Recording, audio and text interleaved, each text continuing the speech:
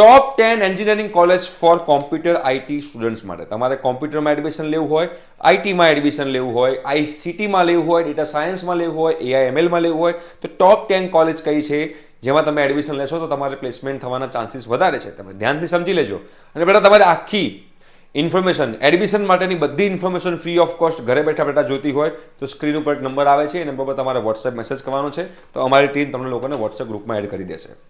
બેટા પહેલી જે કોલેજ છે, નંબર 1 કોલેજ જે કહેવાય, હું અહીંયા આગળ જેડબલઈ મેન્સથી એટલે કે એનઆઈટી, આઈઆઈટી ને ટ્રિપલ આઈટી નથી કહેતો, એના સિવાયની કોલેજો કહું છું જેમાં તમે ગુજકેટ પ્લસ બોર્ડથી પણ એડમિશન લઈ શકશો.